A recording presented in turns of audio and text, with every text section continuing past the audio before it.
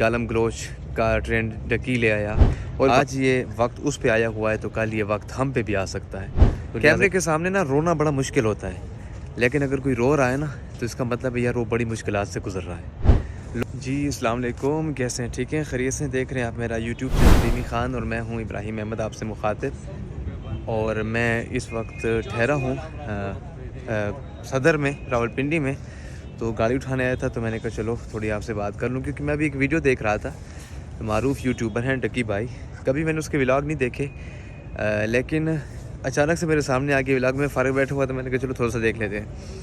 دیکھا ہے تو یقین جانے یار وہ ایک کیمرے کے سامنے نا رونا بڑا مشکل ہوتا ہے، لیکن اگر کوئی رو رہا ہے نا تو اس کا مطلب ہے یار وہ بڑی مشکلات سے گزر رہا ہے۔ لوگ تو طنز مذاق کرتے ہیں، کہتے ہیں، کوئی کیا کہتا ہے کہ یار ڈرامے بازی ہے، سب پیسے کا چکر ہے، سب یہ ہے، لیکن کیمرے کے سامنے رونا نا کوئی آسان نہیں ہوتا۔ اگر کوئی رو رہا ہے تو اس کا مطلب ہے بہت تکلیف سے گزر رہا ہے۔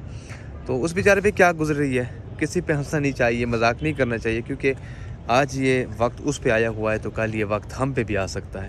تو لہٰذا اس چیز سے ضرور بچنا چاہیے، کسی کے لیے دعا کر لیا کریں کہ یار اگر وہ مشکل میں ہے تو اللہ پاک اس کے لیے آسانیاں پیدا کرے۔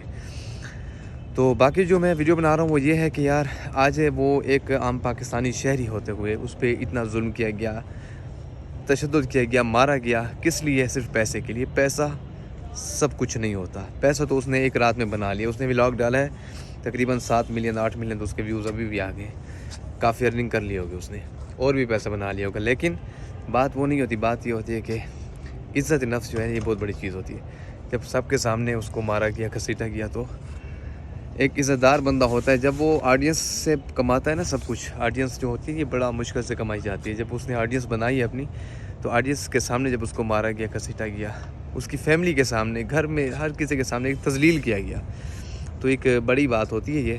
اللہ پاک ہم سب کا حامی و ناصر ہو۔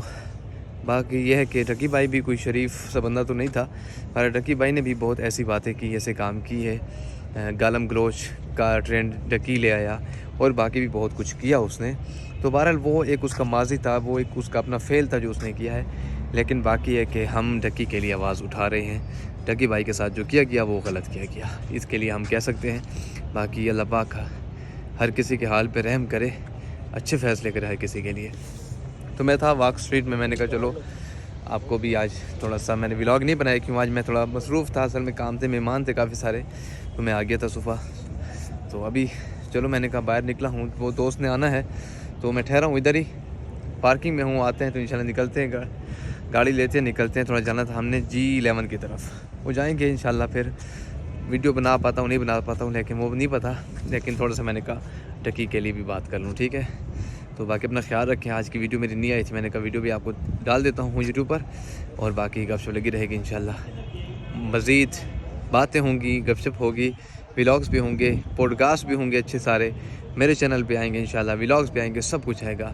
آپ اپنا خیال رکھیے گا، اور اس خوبصورت موسم میں باہر گھومنے کے لیے نکل آیا کریں، اچھا لگتا ہے، فریش ہو جاتا ہے، ہوا بھی چل رہی ہوتی ہے، بادل بھی ہوتے ہیں، اور سورج بھی اپنی آنکھیں دکھا رہا ہوتا ہے۔ بہرحال اپنا خیال رکھیے، ملتے ہیں انشاءاللہ، میں کال کرتا ہوں اس کو، تو اس کو پھر گپ شپ کرتے ہیں۔ اپنا خیال رکھیے گا، اللہ حافظ۔